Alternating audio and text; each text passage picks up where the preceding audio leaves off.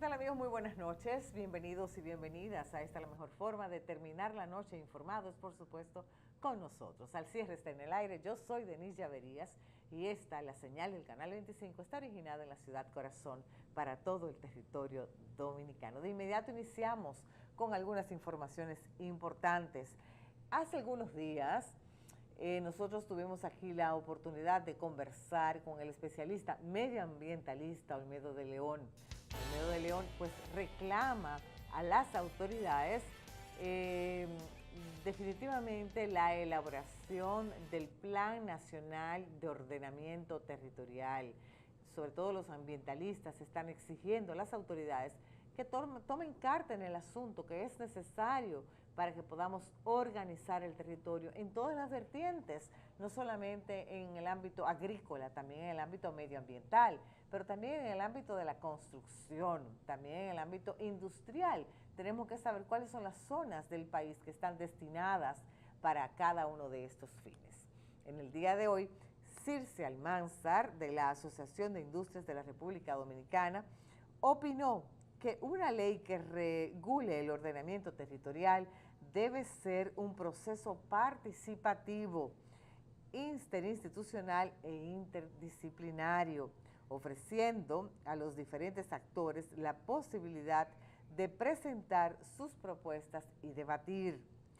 Circe Almanzar, vicepresidenta ejecutiva de la entidad, dijo que en el territorio estamos todos, por lo que debe ser pensado para la calidad de vida, pero también para la competitividad productiva, de modo que se construya en un modelo territorial local, regional y nacional sostenible, coherente y articulado. Dijo que se requiere hacer los ajustes necesarios para evitar consecuencias institucionales no deseadas, como afectar el derecho de propiedad, la libertad de empresa y la seguridad jurídica en el país. Fueron las declaraciones de la vicepresidenta de la Asociación de Industrias de la República Dominicana, Circe Almanzar. O sea que todo aparenta indicar que estamos encaminados a definitivamente el inicio de una propuesta seria, concreta y posible de la Ley de Ordenamiento Territorial.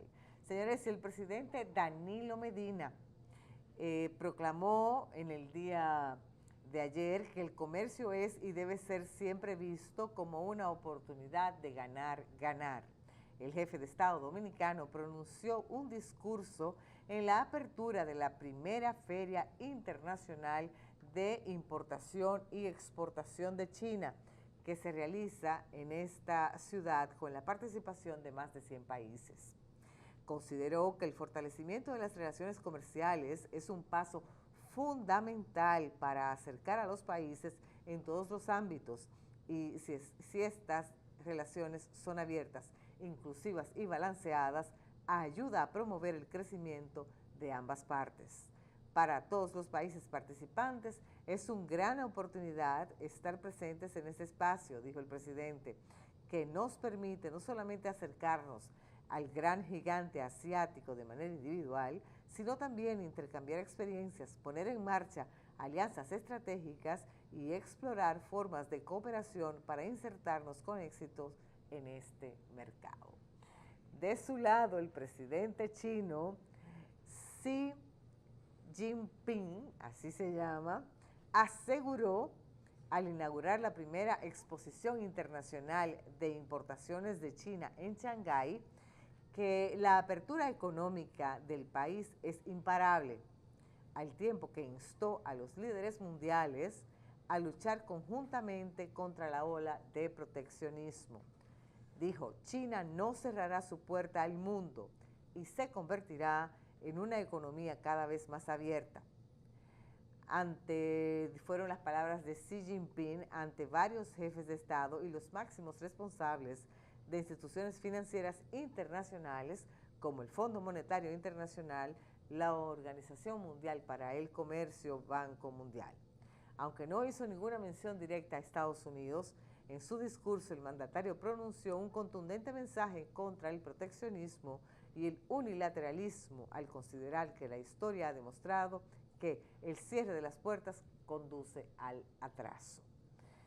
El sistema multilateral debe ser defendido, recalcó y habló frente a los presidentes de Panamá, Juan Carlos Varela, frente al presidente nuestro, Danilo Medina, al presidente de El Salvador, Salvador Sánchez Serén, además del primer ministro ruso, Dmitry Medvedev, y los jefes de estados de Hungría, Kenia, Pakistán, Egipto y Vietnam, entre otros.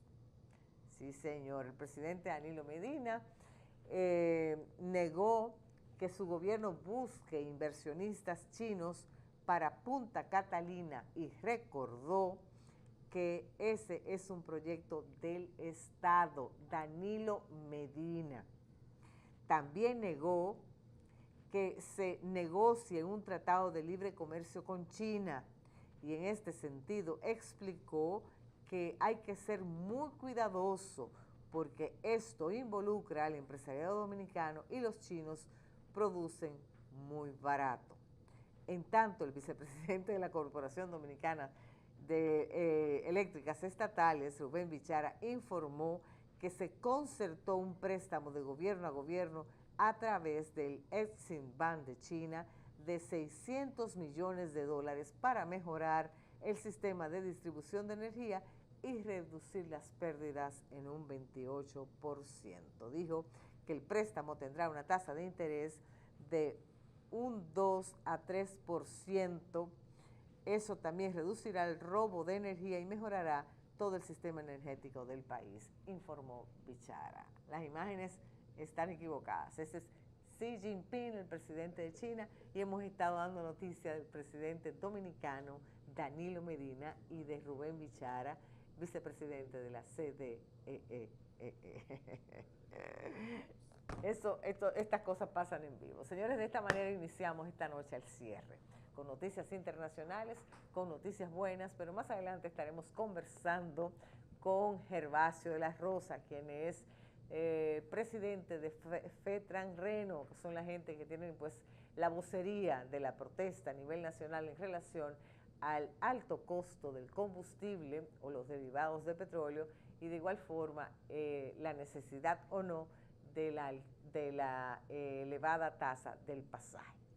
Después de la pausa, conversamos con Gervasio de la Rosa. No se muevan.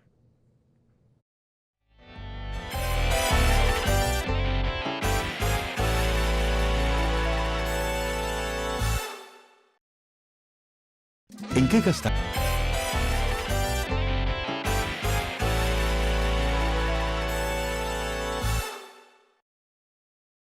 Me siento perdiendo el tiempo. Bueno, de vuelta con ustedes, Gervasio, ¿cómo estás tú? ¿Cómo buenas estás? noches. ¿Cómo le va? Buenas noches. ¿Cómo te sientes? Todo bien ahí en la batalla de En la batalla. Gervasio, ¿cuál es la situación actual de la posición de ustedes como dirigente sindical frente al precio de los combustibles? No, la posición de nosotros siempre ha estado plasmada en nuestro pronunciamiento y además hemos respondido con las diferentes actividades que nosotros hemos hecho con respecto a lo que es la ley de hidrocarburos. ¿Pero se reunió el presidente con ustedes antes de irse a China? No, porque había amenaza de que se va a reunir. No, el presidente hasta ahora está sordo, ciego y mudo. No ha querido reunirse con nosotros. Ahora sí, Montalvo sí se ha reunido con nosotros, eso sí. Y Montalvo, tú sabes que es la segunda figura de este país, de acuerdo al protocolo.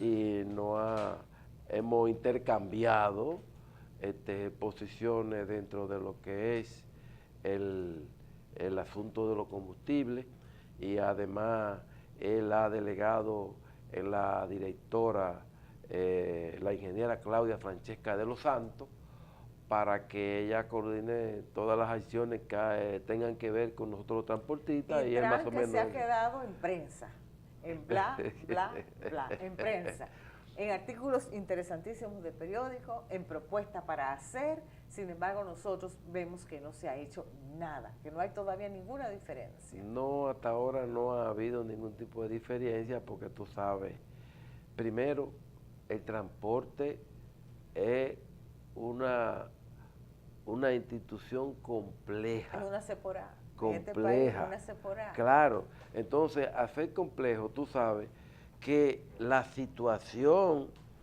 de la ley 6317 no va a resolver la problemática a nivel nacional, porque hay muchos intereses encontrados dentro del proceso. Y tú sabes que las rutas, todas las rutas a nivel del país las hemos hecho nosotros, las hemos creado, somos los que hemos transportado al pasajero durante más de 60 años a otro lugar de destino, somos los que motorizamos las diferentes empresas en cuanto al transporte se refiere, tanto urbano como suburbano e interurbano. Pero con la ley 6317 se ha venido a frenar un poco la situación, pero en el fondo yo creo que el gobierno no va a tener la voluntad política para aplicar esa ley, por lo menos en un 50%. Es lo que hemos visto nosotros. ¿Usted cree que aplicar esa ley le quita voto a Danilo? Bueno, en ¿Usted parte, cree que le quita voto? en parte sí, se empiezan a aplicarla. Por eso yo creo que es mejor que la dejen así tranquila, igual que la ley 241, porque la ley 241 existió desde los años 60 para acá, le han hecho algunas modificaciones y nunca se ejecutó. La ley de hidrocarburos, que fue la ley que se hizo en el gobierno de Hipólito Mejía, ¿verdad? Sí, Ustedes sí. están demandando ciertas modificaciones a esa ley. Sí. Precisamente transparentar realmente la fórmula por la cual se cobra, se le coloca el precio a los combustibles. Mira qué es lo que pasa, ¿no? Después de que se creó la ley, ok, todo estaba bien, normal, todo iba muy bien. El asunto se ha dañado después que tanto la Cámara de Diputados y el Senado le han adjudicado algunas resoluciones aprobadas por ellos que van a aumentar el costo de los combustibles. O sea, tú sabes que ahí hay un 2% que está aprobado de la época de doctor Balaguer, que ese 2% se divide entre 150 para el arreglo de todas las carreteras del país y las señalizaciones, y un 50% para cambio de flotilla, que nunca se ha ejecutado, nunca se ha hecho. Bueno, después de eso... Bueno, se hicieron intentos, se puso la garza, se trajeron los pollitos. Sí, pero se hizo un intento. Intento, pero al final de la jornada todo quedó en el partido de gobierno. Entonces, hay un impuesto que también se resolutó en la Cámara de Diputados y el Senado, donde le aumentaron un 16% adjudicado a la ley.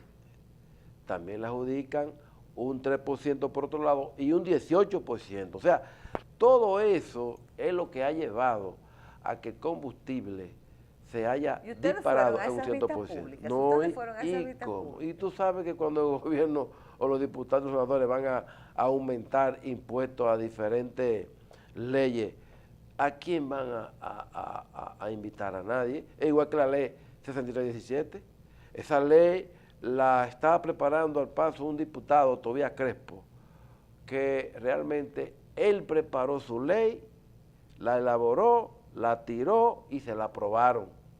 Y el presidente la promulgó. O sea, que en la elaboración de esa ley, a nosotros nada más me invitaban, después que la aprobaron, a participar en la vista pública que ellos tenían para hablar sobre el concepto de la ley, cómo es la ley, cómo se va a aplicar, todo eso. Y yo no a debatir ni a no a debatir, yo fui una sola vez ahí a un colegio privado que ellos invitaron, y fui una sola vez, pero no fui a ninguna más porque ya la ley estaba aprobada y promulgada. ¿Qué es lo que yo hago en esa ley? Cuando yo, por ejemplo, tengo la ley en las manos, no hago nada con participar con ellos. Pero iniciaron acciones inmediatas ustedes en ese momento en contra de esa ley, iniciaron acciones. Nosotros criticamos y hablamos y pudimos hacer lo que se pudo, pero después que una ley está aprobada, tú sabes, que es muy difícil más. Entonces, ¿con qué por ciento se grava un galón de combustible? ¿Con qué? ¿Con qué por ciento de impositivo se grava un galón de combustible? Por ejemplo, el GLP está en estos momentos a 123 con 60. ¿Está más caro, más barato? más barato, porque 123, 2 estaba, pesos, estaba a ¿verdad? 127. 2 pesos Ellos le bajaron 2 pesos ahora. Ujú. Entonces, ¿qué sucede? De esos 123, ¿cuánto tenemos? ¿Un 18%? Un 16, Más un 16, más un 3% más un 3%, y un 2%. más un 2%. Imagínate. Pero aparte de eso, desde que el combustible sale de la refinería, tú empiezas a contar el 5% de los camioneros, el 10 o el 15% del distribuidor, el 10 o el 15%. No, la cadena es una cadena que al final de la jornada, por ejemplo, si todo eso lo eliminaran, el GLP en estos momentos pudiera venderse a 60 pesos el galón. Menos la cadena de distribución, que es necesaria, ¿verdad? No, es necesaria, Es necesaria. no es necesaria. Porque si la cadena de distribución se usaran uno o dos, no fuera nada, pero son varios. Entonces, por eso que tú ves que la situación en los aumentos de los combustibles se ha incrementado en un 100% y mira, este es un momento que la población está, que la punchan y no bota sangre, como dice el ¿Qué refrán. por ciento del transporte público utiliza gas licuado de petróleo? El GLP. Sí, GLP. No, es todo el transporte urbano. Ahí hay Todo el transporte urbano tiene Sí, GLP. todo el transporte urbano y algunas rutas interurbanas. O sea que yo te puedo decir que hay un 70% que utilizan GLP. Sigue siendo el combustible más económico. Ahora todavía. mismo sí, sigue siendo. No solamente en costo por galón, sino también en rendimiento. En rendimiento, exactamente. O sea, hasta ahora. Y yo le daría un 3% a la ruta interurbana, que es el gasoil. Tú sabes que las rutas interurbanas utilizan el gasoil. O sea, que usted entiende que con ese costo de combustible todavía el transporte